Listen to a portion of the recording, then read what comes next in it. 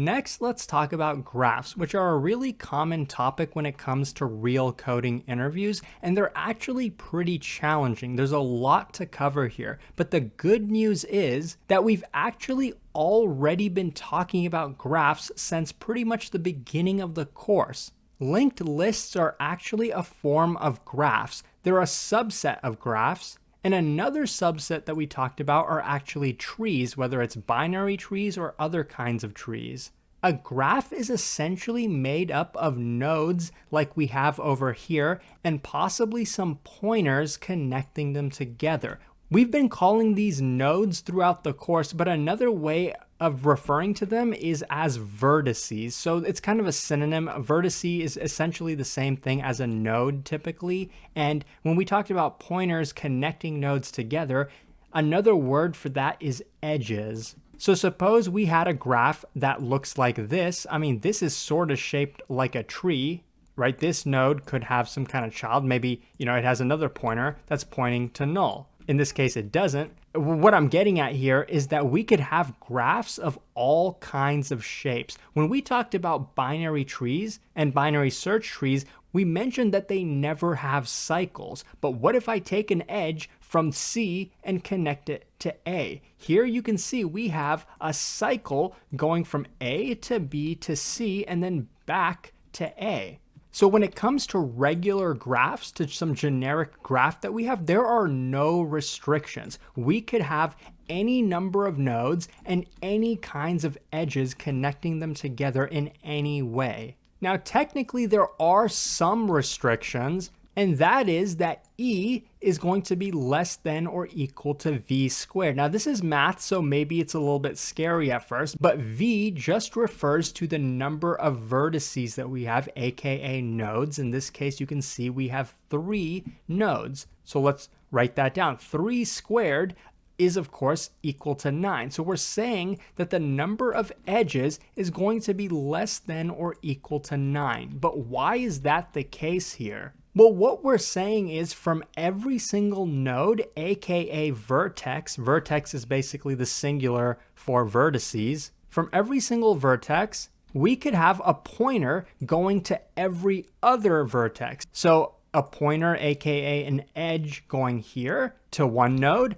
and then going to the second node. And actually, we can have an edge going in on itself. So a node can be pointing to itself. So we really don't have any restrictions here. So for every single node, we could have V edges, where V is the total number of nodes. So you can see that's how we're getting V squared from. To actually draw it out, let's now go to B. B could have a pointer going to A. It could have a pointer going to C. It could have a pointer coming onto itself. Same thing with C. It could have an edge going to A. It could have an edge going to B. And it could have an edge coming into itself. So each node has 3 edges going out of it. So we get 3 times 3 edges, right? This is the maximum number of edges we could have. I mean, technically you could have duplicate edges, but usually we don't consider that when it comes to graphs. So you're pretty safe to assume that we never really have duplicate edges. One thing you might have noticed here is that we have a pointer from A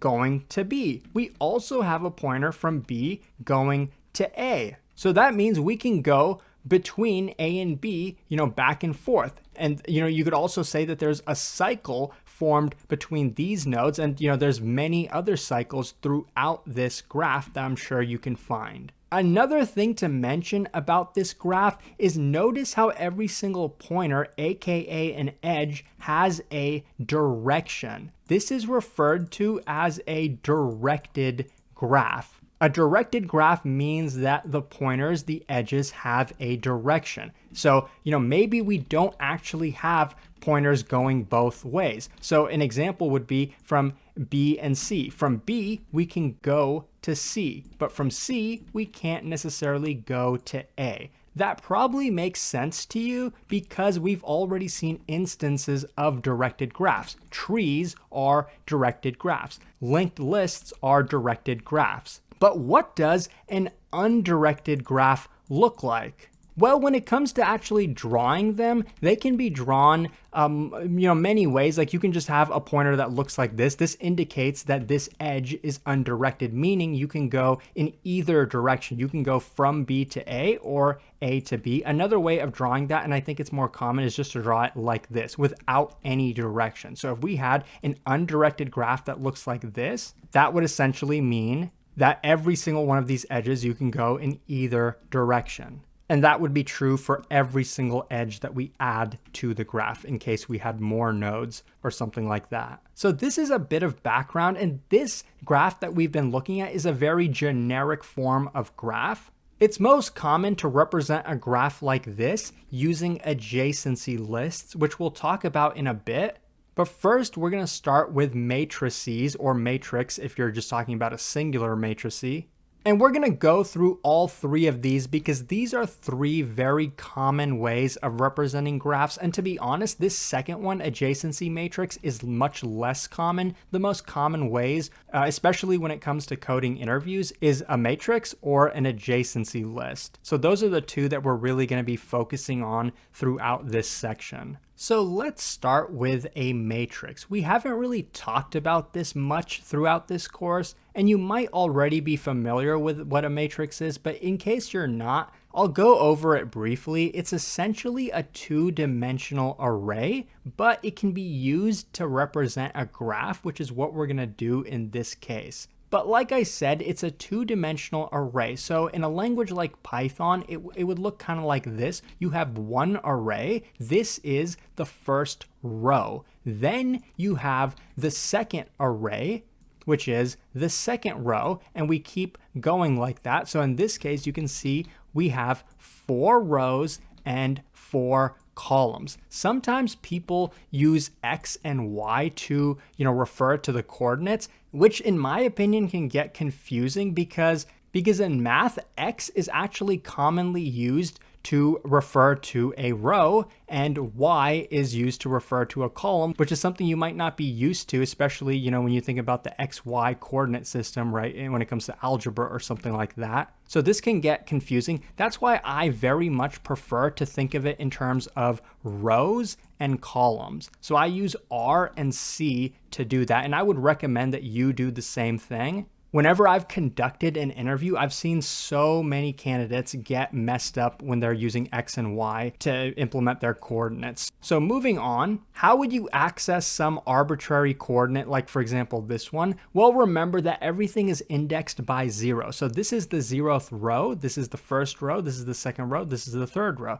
this is the 0th column, this is the first, second, third column. So if we want to access this point, we'd go to row equals 1 and column equals 2. So with this coordinate system, we would say grid at index row equals 1. So this will give us the first row. Remember, this represents a array. So this is not a coordinate. This is a array. Before we had grid, which is a two-dimensional array, we've accessed index 1. This gives us a one-dimensional array. So now within this one-dimensional array, we can access a value like you normally would with a one-dimensional array. We want to access the value at index 2, aka column 2. So we would get this, and this is equal to 0, right? We're not assigning it to 0. I'm saying here that this is already equal to 0. This is the value that would be returned when we do this. So that's a bit of the basics. Now let's talk about how this is commonly used to represent a graph. You might have a scenario like this. In this case, you can see this matrix is populated with zeros and ones. Let's say that 0 represents a free space, meaning, this is a space that we're allowed to be located at. Any 0 is something we can, if we're creating a path somewhere throughout this matrix, we can move along the zeros. We can move there, we can go here, we can, go there, and maybe here and then down here, right? We can go through all these positions. We can't access any of the ones because they're blocked, we say. Right, this is just how I've defined it, and this can be a common way when it comes to coding interviews to define things. So how exactly does this represent a graph? Well, you might have already noticed. Typically, when it comes to two-dimensional grids, you're allowed to move left, right, up, or down.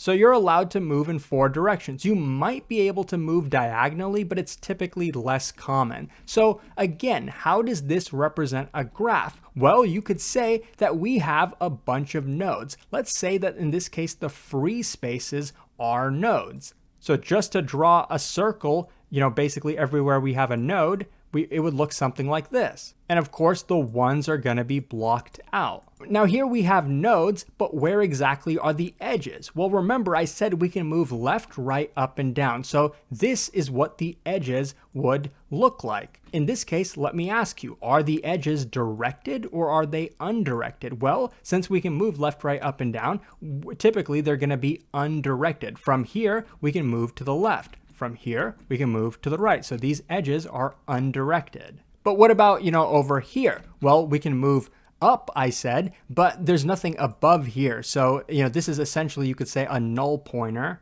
But in reality, this matrix does not have pointers at all. These edges are implicit. These nodes are also implicit. These edges exist because of the rules that I defined. I said we can move left, right, up, and down. Maybe I could have defined, us being able to move diagonally 2 spaces. That's pretty uncommon. I've never seen that happen before, but we could define it that way. So this is a really, really common way of representing graphs when it comes to coding interviews. And for now, we're just going over how this is represented. Later on, we'll actually talk about how common algorithms can be implemented using this. There can be a lot of edge cases, as you might have noticed. So next, let's talk about what an adjacency matrix is. And these, like I said, are much less common than regular matrices and adjacency lists, and we'll talk about why. So we're going to use pretty much the same matrix we had before just for simplicity, but that does not mean that these are nodes themselves.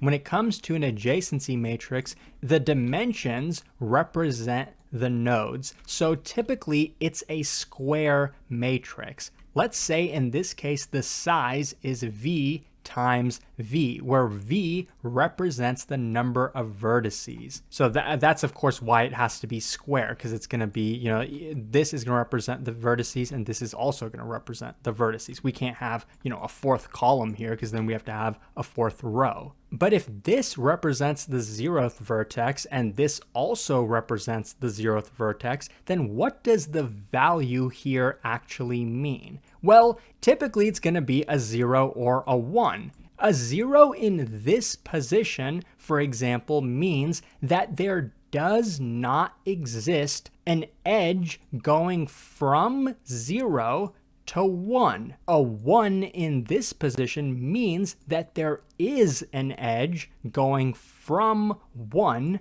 to 0. A little bit more formally, if we have, let's say, our adjacency matrix, which is this, aka this represented in code, and we have some arbitrary index here.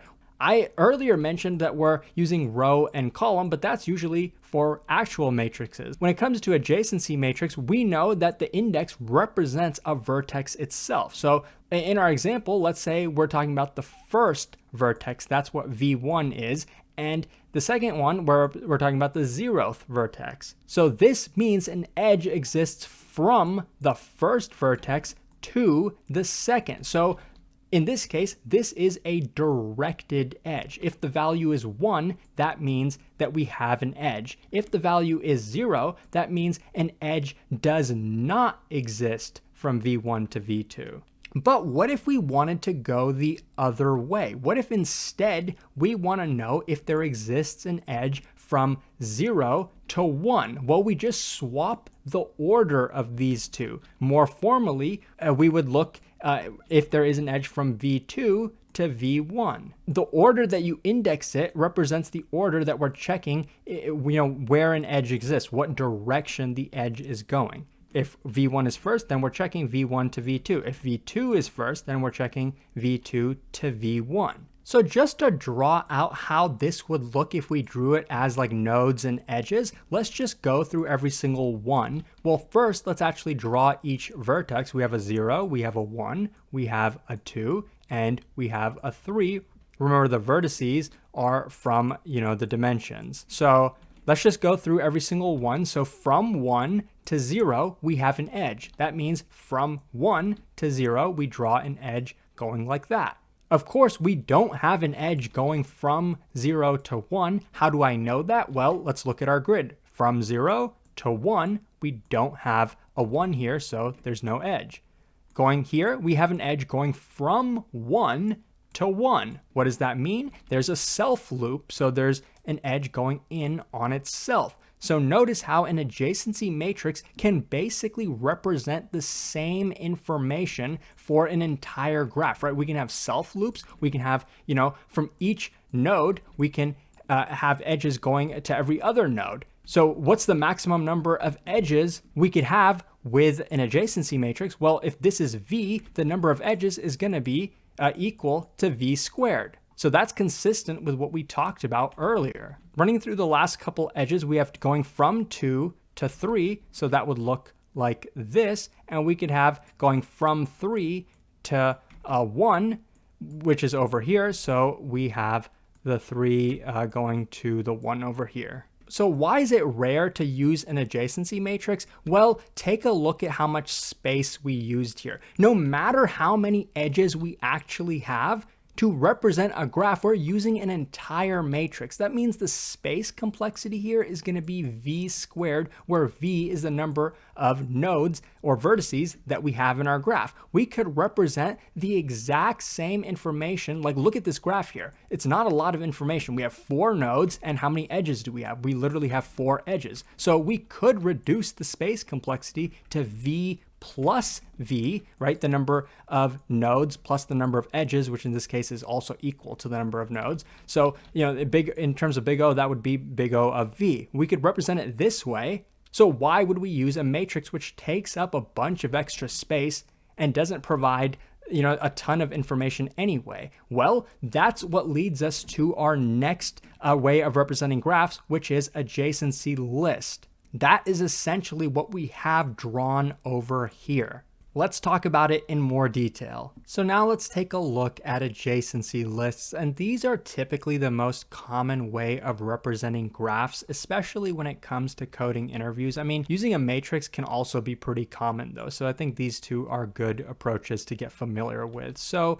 it's very similar to linked lists and trees that we talked about. So we'll have something like a graph node, let's say, or you could just call it a regular node or vertex or whatever you want to call it. But the important thing is that there's really 2 things when it comes to nodes, right? We know a node could have some type of value, whether it's an integer or a character or a string, or maybe the value itself is some object, like it represents a person, right? Or a city, for example, right? And you want to know how are these cities connected together or something like that. Or if it represents a person, maybe you want to know how are these people connected? Like maybe it could be a social network. Maybe person 1 follows person 0, but person 0 doesn't follow anybody because there's no edges going out from person 0. That's just one example. Now, what exactly would a self loop mean in that context? Well, it's hard to say. That's why maybe we don't allow self loops in that type of graph. Who knows?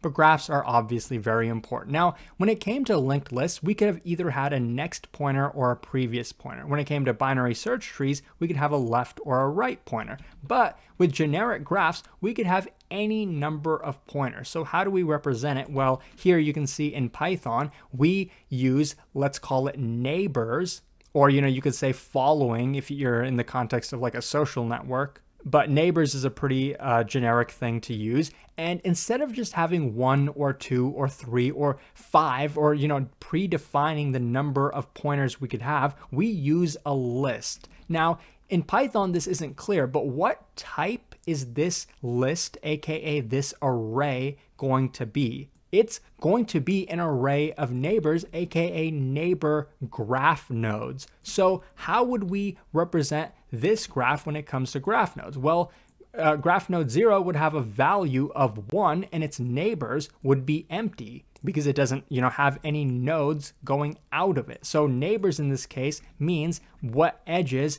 is node 0 pointing to. There aren't any edges. For node 1, we would have neighbors of this graph node. So a pointer to this graph node would be in the neighbors of node 1, and the graph node itself would actually be its own neighbor. Would graph node 3 be in its list of neighbors? No, because in this case, we're using neighbors to refer to which nodes is this node pointing at. It's not pointing at graph node 3. Graph node 3 is pointing at it. So if we were looking at graph node 3, it would of course have a value of 3. That's not so important. What would its neighbors be? Its only neighbor would be node 1. That's the only node that it's pointing at. So it would have a single neighbor. It would be a pointer to this graph node. Lastly, 2 would have a value of 2, let's say. Its neighbors would be just 3. So in the list of its neighbors, it would have a single